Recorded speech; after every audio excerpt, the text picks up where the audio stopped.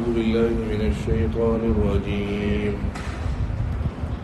بسم الله الرحمن الرحيم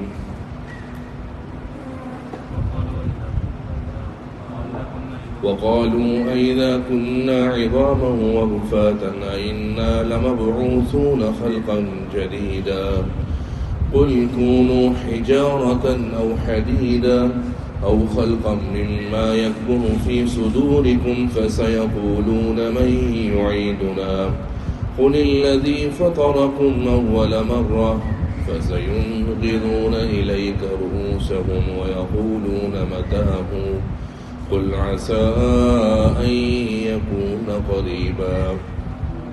مشرکین مکہ کہا کرتے تھے کہ محمد یہ بتائیے کہ جب ہم ہڈیاں ہو جائیں گے بلکہ ہڈیوں سے چور چور کر ریزہ ہو جائیں گے تو کیا تمہارا رب ہم کو از سر نو دوبارہ پیدا کر دے گا؟ تو اللہ تعالیٰ نے اس کا جواب دو جوابات دی، ایک الزامی جواب اور ایک تحقیقی جواب. الزامی جواب یعنی انہی کے نظریات میں سے اگرچہ ان کا کوئی باطل نظریہ ہو اسی وقت انہی کے نظریے سے ثابت کر دیں. کہا کہ ایک کام کرو، پتھر ہو جاؤ، لوہا بن جاؤ، یا تمہارے دلوں کے اندر کوئی اور بڑی چیز ہے نا وہ بن جاؤ، ہم تمہیں پھر بھی پیدا کر کے دم دیں. اور دوسرا جواب جو تحقیقی جواب تھا وہ یہ دیا کہ ایک بات بتاؤ، جب تم کچھ نہ تھے اللہ نے تم کو پیدا کر دیا تو اب تو کم سے کم ریزہ یا ہڈی تو ہے، تو پھر کیسے اللہ نہیں بنا سکتا؟ وقالوا، وہ کہنے لگے اذا كنا عظاما، جب ہم ہو جائیں گے ہڈی، ورفاتا اور ریزہ ریزہ، انا لمبعوثون خلقا جدیدا، تو کیا ہم دوبارہ اٹھائے جائیں گے نئے سرے سے. وہ کہنے لگے اذا كنا عظاما، کہ کیا جب ہم ہڈیاں ہو جائیں گے، حمزہ استفہام ہے، آ جو ہے نا اذا، اس کے اندر آ کا لفظ حمزہ استفہام ہے.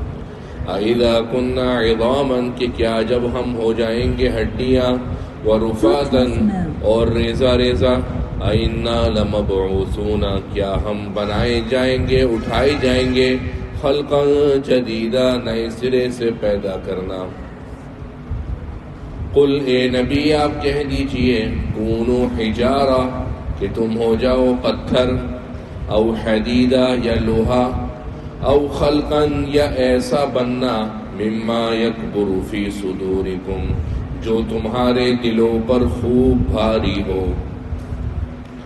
فسیقولون، اب عن قریب وہ سوال کریں گے، کہیں گے، من یعیدنا، کون ہمیں دوبارہ پیدا کرے گا.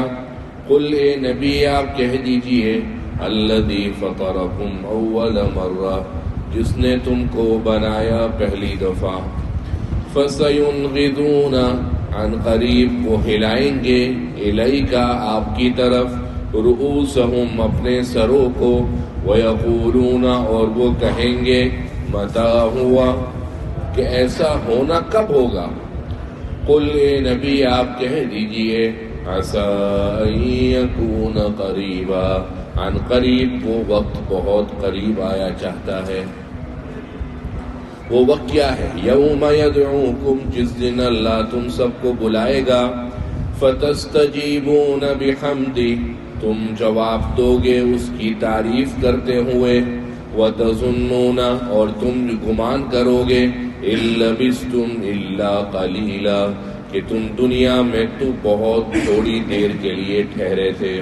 چونکہ اس کا خطاب کافروں کو ہے، لہذا ائمہ تفسیر میں حضرت سعید ابن جبیر رحمۃ اللہ علیہ نے لکھا ہے کہ قیامت کے دن کافر و مشرک، بددین، فاسق و فاجر، یا مسلمان یا عالم فاضل، سب اس حال میں اٹھیں گے، اپنی قبروں سے نکلیں گے کہ وہ کہہ رہے ہوں گے، سبحانک و بحمدک، اے اللہ تیری ذات پاک ہے اور تو ہی قابل ستائش اور لائق تعریف.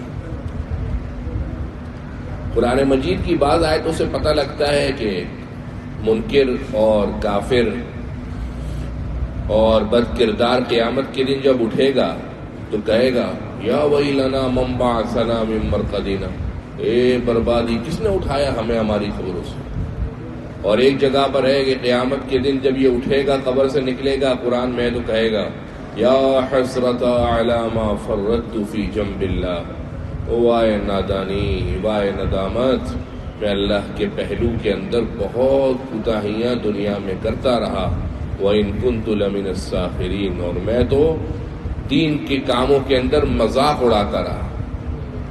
اور یہاں پر اللہ کہہ رہا ہے کہ اللہ کی تعریف کرتے ہوئے اٹھیں گے۔ تو دراصل مختلف موقع کے مختلف احوال ہیں۔ جب بالکل قبر سے نکلیں گے تو اس حال میں نکلیں گے کہ سبحانک و بحمدک پڑھتے ہوئے آئیں گے، اور جب جہنم کے اندر جانے کا فیصلہ ہوگا تو بھی کہیں گے الحمدللہ رب العالمین، کہ آخرکار فیصلہ ہو گیا اور جہنمی جہنمی بن گئے، جنتی جنتی بن گئے۔ اور یہاں پر جو جس وقت کا ذکر ہے وہ ہے قبر سے بالکل نکلتے وقت، وہ جب اٹھیں گے تو وہ کہیں گے سبحانک و بحمدک۔ وقالوا، وہ کہنے لگے اذا كنا عظاما، کہ کیا جب ہم ہو جائیں گے ہڈیاں، ورفاتا، اور ریزہ ریزہ، انا لمبعوثون خلقا جدیدا، کیا ہم دوبارہ اٹھائے جائیں گے نئے سرے سے؟ قل اے نبی آپ کہہ دیجئے کونوا حجارتا او حدیدا، تم پتھر یا لوہا ہو جاؤ، او خلقا، یا ایسے بن جاؤ، مما یکبر فی صدورکم، جو تمہارے دلوں کے اندر بہت بھاری ہو۔ یعنی اللہ اس آیت میں سمجھانا چاہ رہے ہیں کہ ہم تمہیں اٹھائیں گے انہی ہڈیوں سے، انہی ہڈیوں کے ریزے سے، تو یہ تو تم بھی شاید یقین کر لو، لیکن ہم تو یہ کہتے ہیں کہ اٹھائیں گے تو اس حال میں کہ تم مٹی والے انسان ہوگے، تو تم مٹی نہ بنو، تم لوہا بن جاؤ، پتھر بن جاؤ، یا کوئی اور ایسی دھات بن جاؤ کہ جس کو لگے کہ یار یہ بات تو اللہ کے لیے کرنا بڑا مشکل ہے، لیکن تم دیکھو گے عنقریب تم کو پھر بھی اٹھایا جائے۔ انسان کو انسان بنا کر اٹھانا یہ تو مشکل بات نہیں ہے نا، اس کا خمیر تو موجود ہے، بنیاد تو موجود ہے، مٹی ہڈی ریزہ تو موجود ہے نا، خالی اس کو تو جمع کر کر اسٹرکچر بنانا ہے نا۔ اللہ فرما رہے ہیں کچھ تم ایسے بن جاؤ کہ جو تمہارے دماغ میں، تمہارے دل میں ہو کہ ایسا کرنا اللہ کے لیے بہت دور ہے، مما یکبر فی صدورکم، جو تمہارے دلوں کے اندر بہت بعید ہے، تم بن جاؤ، ہم تمہیں پھر بھی اٹھا دیں۔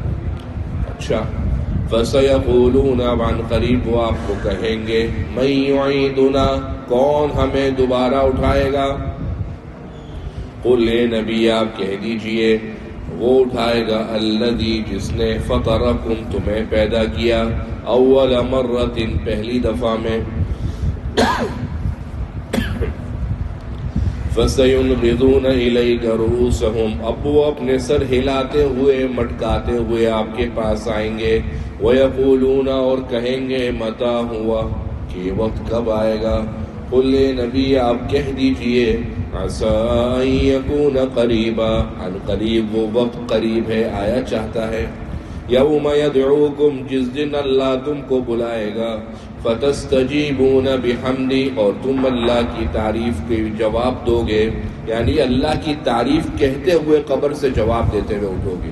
مفسرین نے فرمایا کہ یہ پہلا سور کا وقت ہے، جب پہلا سور پھونکا جائے، دوسرے سور کا وقت ہے، یعنی جب پہلا سور پھونکا جائے گا تو سب ڈھیر ہو جائیں گے، جب دوسرا سور پھونکا جائے گا، جب سب قبروں سے نکلیں گے، اس وقت کا۔ وَتَظُنُّونَ، اور تم یقین کر لو گے، إِن لَبِثْتُمْ، کہ تم نہیں ٹھہرے۔ ان حرف جزا بھی بنتا ہے نا، حرف شرط ان ہے، اور ان یہاں پر حرف شرط کے بجائے نافیہ کے معنی میں، إِن لَبِثْتُمْ، کہ نہیں ٹھہرے تم دنیا میں، إِلَّا قَلِيلًا، مگر تھوڑی مدت۔ اب دنیا کے اندر حاجی صاحب تو 60 سال رہے، 70 سال رہے، 80 سال رہے، تو ان کی بڑی مدت ہے، قرآن کہہ رہے تھوڑی مدت۔ بات یہ ہے کہ جب آخرت کی غیر متناہی اور ان لمیٹڈ ڈیوریشن کو دیکھیں گے، اس کے مقابلے میں کوئی ہزاروں سال بھی رہ جائے تو محدود ہی لگے گا، لمیٹڈ لگے گا۔ اور دوسری بات یہ بھی ہے کہ لبثتم الا قلیلا، کہ تم دنیا میں اتنے ٹھہرے ہو مگر کم۔ اس سے دنیا کی بے ثباتی کا بھی پتہ لگتا ہے کہ جتنا بھی رہ جاؤ دنیا کے اندر آخر میں کم ہی ہے آخرت کے مقابلے میں۔ یہی وجہ ہے کہ انبیاء کرام آخرت کی سرمایہ کاری کو بہت ترجیح دیا کرتے تھے، اور اچھا مسلمان بھی وہ ہے، صحت مند مسلمان کا اسلام بھی وہ بولتا ہے کہ ہر وقت انسان کی فکر کرے کہ آخرت کے اندر سرمایہ کاری کس طرح زیادہ سے زیادہ ہو جائے۔ دنیا کی سرمایہ کاری کا پھل کتنا ہے دنیا کے اندر ملے گا، لیکن آخرت کی سرمایہ کاری کا پھل بہت ہے۔ حضرت عمر رضی اللہ عنہ، اگلی آیت کا شان نزول یہ ہے کہ حضرت عمر ابن خطاب رضی اللہ عنہ، ان کا ایک دفعہ کسی سے جھگڑا ہو گیا۔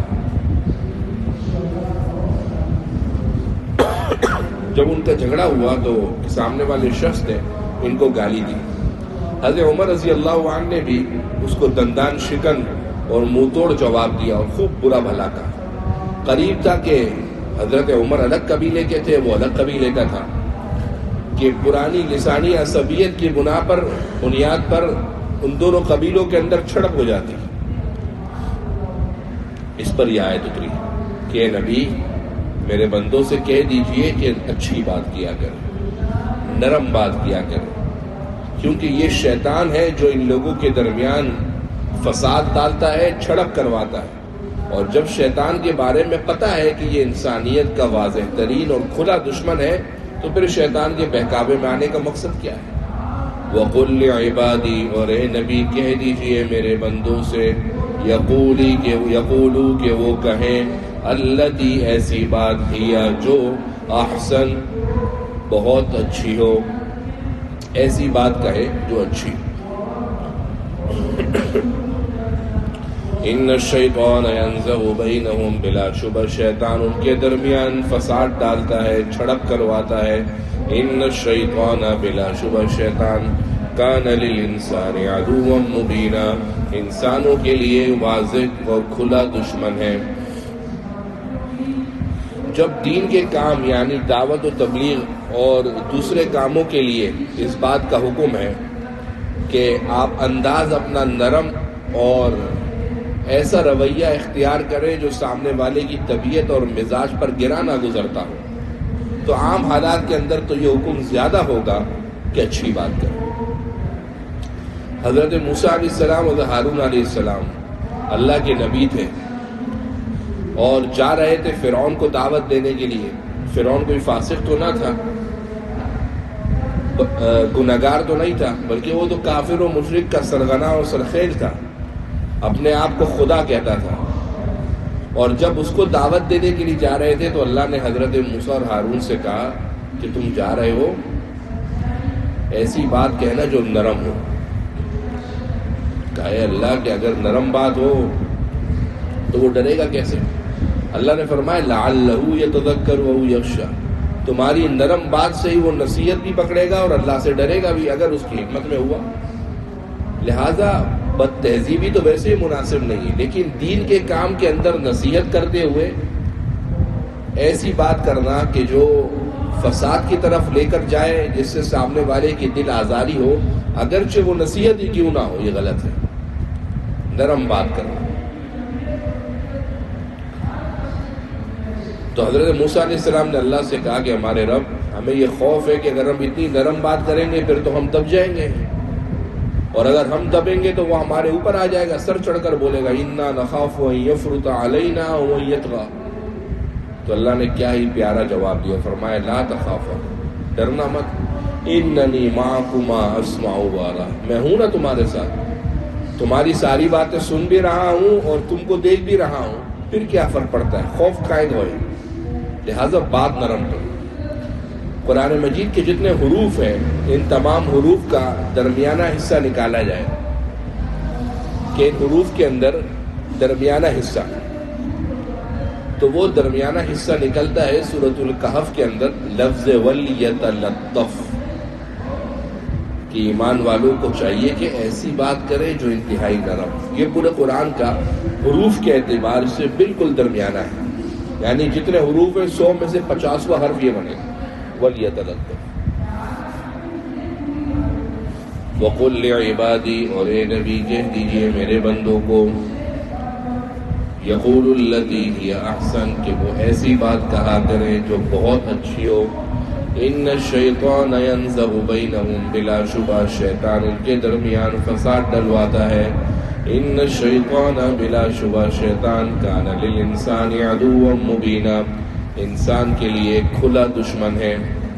ربکم اعلم بکم، تمہارا رب تم کو خوب جانتا ہے، ان یشاء یرحمکم، اگر وہ چاہے تو تم پر رحم کرے، او ان یشاء یعذبکم، اگر وہ چاہے تو تم کو عذاب دے۔ وما ارسلناک علیہم وکیلا، اور اے نبی ہم نے آپ کو ان پر کارساز بنا کر نہیں بھیجا، ہم نے آپ کو ان پر ذمہ دار بنا کر نہیں بھیجا کہ آپ کا کام ہے آپ ہر صورت کے اندر ان کو راہ ہدایت پر لا کے رہیں۔ ربکم اعلم بکم، تمہارا رب تم کو خوب جانتا ہے، ان یشاء یرحمکم، اگر وہ چاہے تو تم پر رحم کرے، او ان یشاء یعذبکم، یا اگر وہ چاہے تو تم کو عذاب دے دے۔ وما ارسلناک علیہم وکیلا، اور اے نبی ہم نے آپ کو ان پر ذمہ دار بنا کر نہیں بھیجا ہے۔ وَرَبُّكَ، اور آپ کا رب اعلم زیادہ جانتا ہے، بمن فی السماوات والارض، جو آسمانوں اور زمین میں ہے۔ وَلَقَدْ فَضَّلْنَا بَعْضَ النَّبِيِّينَ عَلَى بَعْضٍ، تحقیق ہم نے فضیلت دی ہے بعض انبیاء کو بعض پر۔ وَآتَيْنَا دَاوُودَ زَبُورًا، اور ہم نے داؤد کو زبور عطا کری ہے، ہم نے داؤد کو زبور عطا کری۔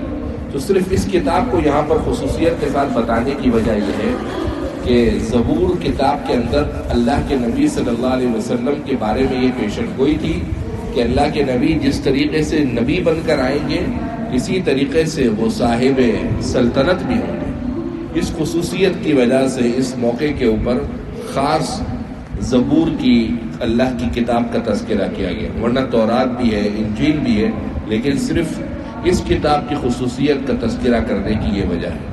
زبور حضرت داؤد علیہ السلام پر اترنے والی کتاب ہے، اور اس کتاب کے اندر تقریباً 150 صورتیں ہیں، 150 صورتیں اس کتاب کے اندر ہیں، اور اس کتاب کے اندر کوئی حلال احکام کے بیانات نہیں ہیں، بلکہ صرف واعظ و نصیحت، اللہ کا ذکر، اس کی حمد و ثنا، اس کے اوپر مشتمل یہ کتاب زبور ہے۔ ربکم اعلم بکم، تمہارا رب تم کو خوب جانتا ہے، ان یشاء یرحمکم، اگر وہ چاہے تو تم پر رحم کرے، او ان یشاء یعذبکم، یا اگر وہ چاہے تم کو عذاب دے دے۔ وما ارسلناک علیہم وکیلا، اور اے نبی ہم نے آپ کو ان پر ذمہ دار بنا کر نہیں بھیجا۔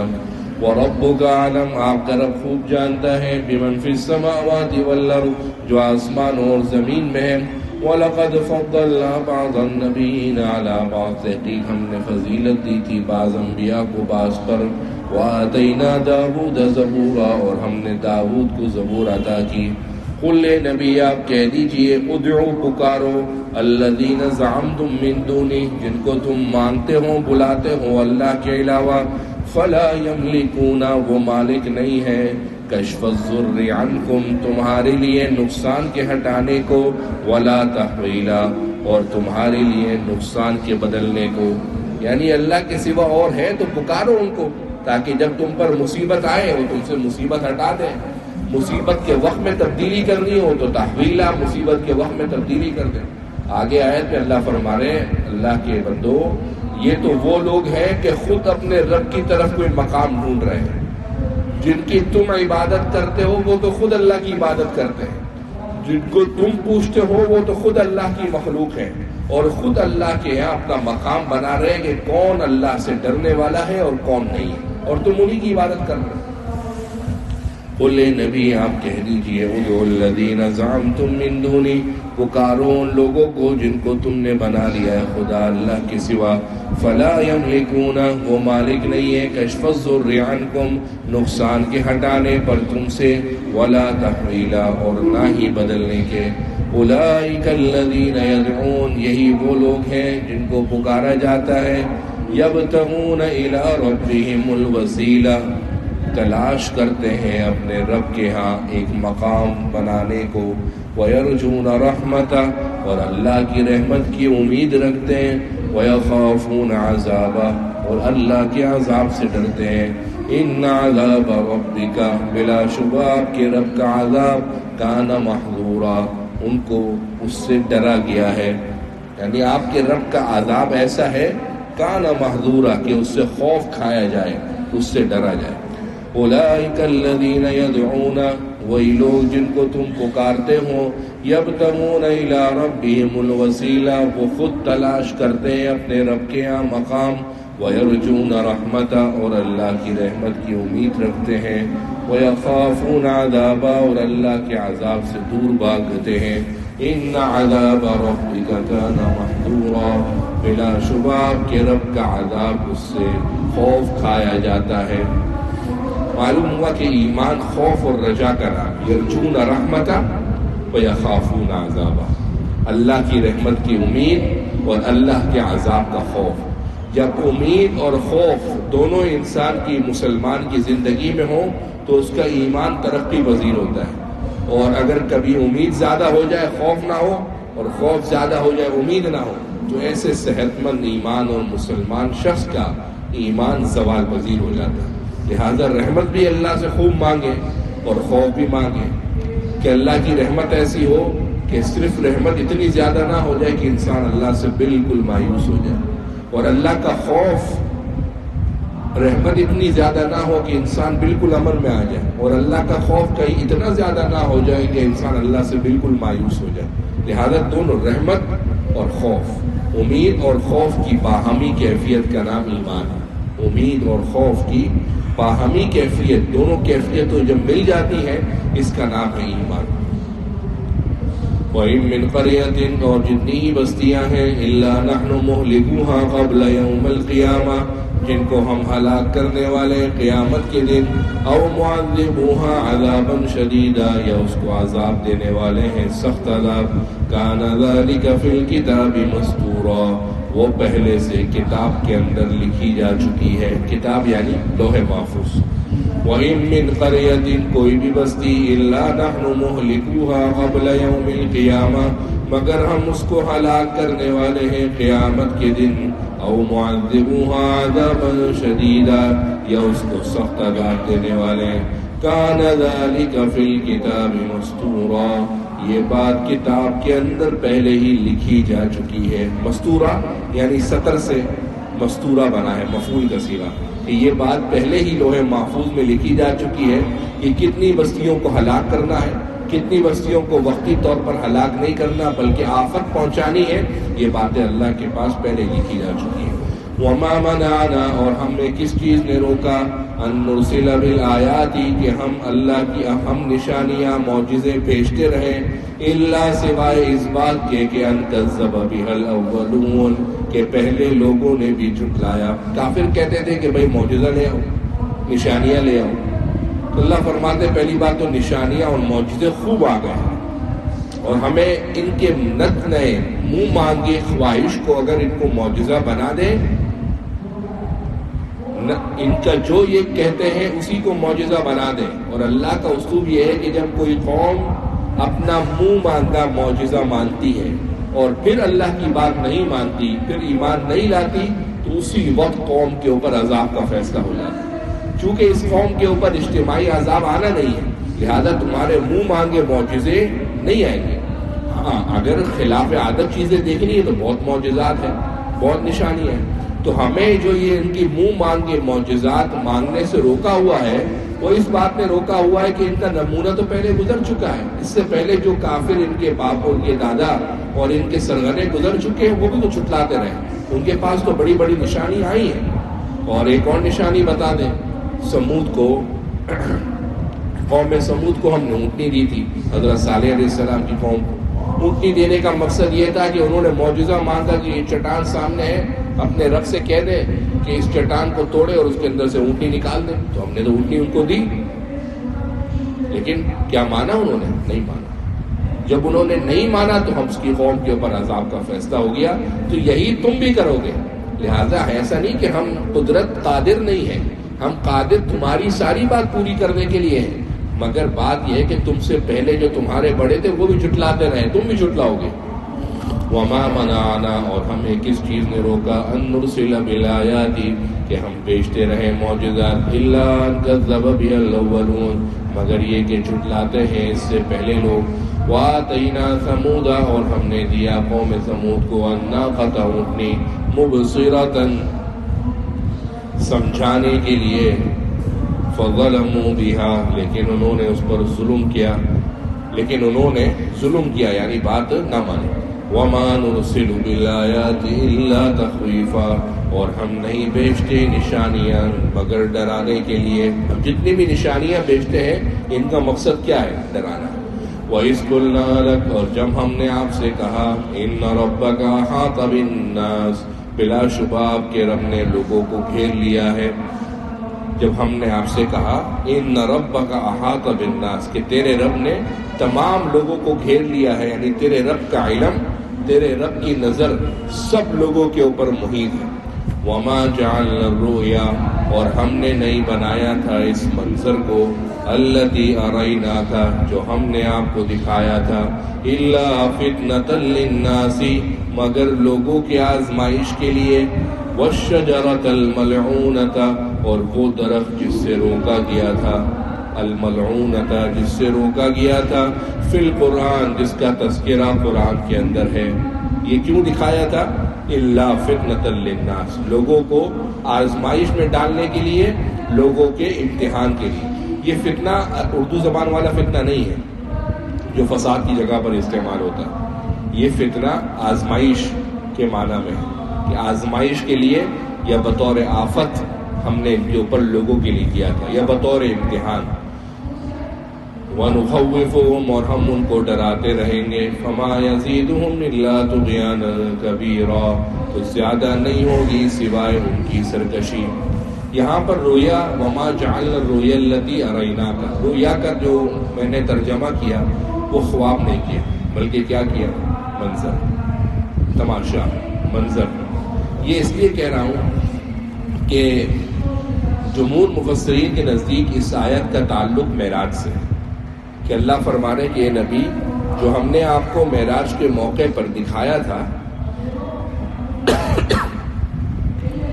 وہ اس لیے سب معراج کے موقع پر دکھایا تھا کہ تاکہ حقیقت پتہ لگ جائے کہ کون سچا مسلمان ہے اور کون پکا مسلمان. اور ہوا یہ، ام المومنین حضرت عائشہ رضی اللہ عنہا فرماتی ہیں کہ اللہ کے نبی صلی اللہ علیہ وسلم جب معراج پر گئے تو کتنے ہی نو مسلم اس وقت واقعہ سن کر مرتد ہو گئے.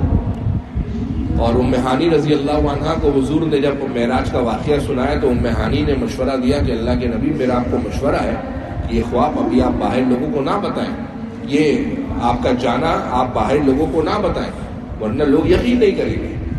تو یہ جمہور مفسرین کے نزدیک یہ آیت معراج کے موقع پر نازل ہوئی. وہ حضرات جو کہتے ہیں کہ بھئی معراج جسمانی نہیں ہوئی تھی بلکہ وہ خواب تھا، وہ دلیل یہ آیت دیتے ہیں. کہتے ہیں یہاں پر رویا عربی زبان میں خواب کو کہتے ہیں، لیکن جمہور مفسرین کے نزدیک یہ آیت معراج کی وجہ سے نازل ہوئی ہے. لیکن رویا خواب کے معنی میں نہیں ہے، بلکہ رویا اپنے لغوی معنی کے اندر ہے، یعنی وہ چیز جو دکھلائی گئی تھی، وہ منظر، وہ تماشا. یعنی اے نبی، ہم نے معراج کے موقع پر جو مناظر اور جو تماشے آپ کو دکھائے، یہ سب اس لیے دکھائے تاکہ لوگوں کے اندر سے ہم چھانٹ لیں کہ کون بندہ کتنا پانی کے اندر ہے، کون بندہ مانتا ہے بطور آزمائش تھا اور کون نہیں مانتا. اور صرف معراج کا واقعہ نہیں بلکہ معراج کے موقع پر ہم نے جو آپ کو وہ درخت دکھایا تھا جس کا تذکرہ قرآن کے اندر ہے، اور جو درخت اللہ سے جو ممنوع ہے شریعت کے اندر، وہ درخت بھی دکھایا تھا. وہ بھی اس لیے دکھایا تھا تاکہ لوگوں کی آزمائش ہو. کیوں؟ اس درخت کا نام تھا زقوم. کیا نام تھا؟ زقوم. ان شجرۃ الزقوم طعام الاثیم، کہ زقوم کا جو درخت ہے وہ گنہگاروں کا کھانا ہے، کافروں کا، جہنمیوں کا کھانا ہے. تو کافر کہتے تھے کہ اچھا یہ کیسی بات ہے، ہم تو جہنم کے اندر ہوں گے اور یہ درخت بھی جہنم کے اندر ہوگا. تو یہ کیسی بات ہو گئی کہ کیا لکڑی اس درخت کی جہنم کی آگ اس کو جلائے گی؟ نہیں، 100% جلائے گی. جب 100% جلائے گی اس لکڑی کو جہنم کی آگ، تو ہم یہ یقین کیسے کر لیں کہ یہ جہنم کے اندر ہوتا ہے؟ وہ اپنی عقل کے پیراہے کے اوپر اس کو پرکھ رہے تھے، اپنی عقل کی کسوٹی پر. حالانکہ جب اللہ اتنا قادر مطلق ہے تو ممکن ہے اس درخت کے اندر کچھ ایسے معاملات ہوں جو جلانے سے جلتا نہ ہو. پانی کے اندر مچھلی رہتی ہے، میں اور آپ جاتے ہیں آنکھیں بند کر لیتے ہیں، اسی مچھلی کے آگے آنکھ کے آگے ایک بہت بڑی جھلی ہے جس کی وجہ سے وہ آنکھ بند نہیں کر سکتی، اس کی آنکھ کھلی رہتی ہے اور پانی بھی اس کو متاثر نہیں کرتا. حالانکہ پانی میں رہتی ہے، میں اور آپ چاہے تو آنکھیں بند کرتے ہیں لیکن اس کو متاثر نہیں کرتا. تو یہ اللہ کی قدرت کی نشانی ہے کہ بھئی وہ کوئی درخت ایسا ہوگا جو اگتا، اس کی لکڑی جہنم کے اندر ہی اگتی ہے لیکن اس کو آگ اثر نہیں کرتی. ہم نے وہ درخت بھی آپ کو دکھایا تھا اور یہ معراج کا واقعہ بھی آپ کو اس لیے دکھایا الا فتنۃ للناس، تاکہ آزمائش ہو جائے کہ کون مانتا ہے اور کون نہیں مانتا. تو وہ ملحدین فرماتے ہیں کہ دیکھو تمہارے قرآن کے اندر خود لکھا ہوا ہے کہ یہ واقعہ معراج جو ہے وہ خواب تھا، اور اس کو رویا کو وہ بولتے ہیں کہ یہ خواب ہے. تو اس کے دو جوابات ہیں. ایک جواب تو وہی کہ بھائی بعض مفسرین فرماتے ہیں کہ یہاں پر معراج کا تذکرہ نہیں ہے، اس آیت کا تعلق معراج سے نہیں ہے بلکہ اس آیت کا تعلق اور کسی خواب سے ہے جو اللہ نے اپنے نبی کو دکھایا تھا، لہٰذا اس کو معراج کی آیت نہ مانا جائے. لیکن میں نے آپ سے عرض کیا کہ جمہور مفسرین کے نزدیک چونکہ یہ آیت معراج کے سیاق و سباق کے حوالے سے اتری ہے، لہٰذا یہاں پر رؤیا کا معاملہ خواب نہیں ہے بلکہ رؤیا کو منظر کے لیے یا رؤیا کو کوئی تماشا دکھانے کے لیے، خواب دکھانے کے لیے کوئی چیز استعمال ہوئی ہے. یعنی ہر جگہ ضروری نہیں ہے کہ اپنے اصطلاحی معنی کے اندر ہو. جیسے ابھی میں نے فتنے کا لفظ بتایا، اب فتنہ اردو زبان والا نہیں ہے.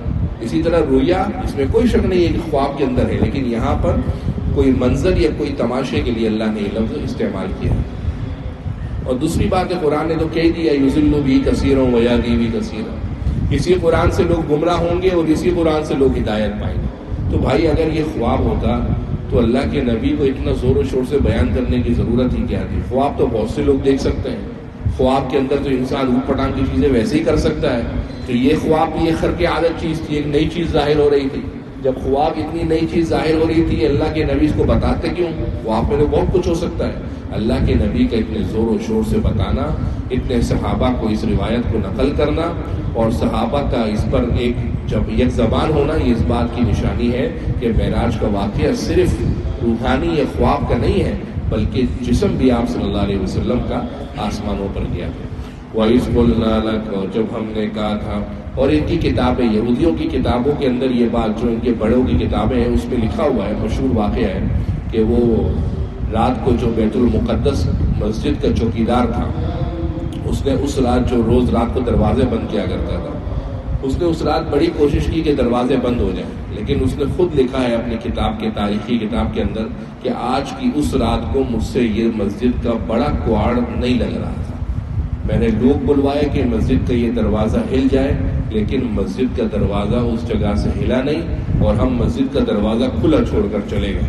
جب صبح آئے تو مسجد کے دروازے کے اندر ہمیں ایسا لگا کہ کوئی گیا ہے، بلکہ وہاں پر ہم نے جو رسی باندھنے کی جگہ تھی وہ بھی ٹھکی ہوئی دیکھی. اس سے معلوم ہوا کہ یہاں پر رات کو کوئی بندہ اپنی سواری کے ساتھ یہاں پر اترا.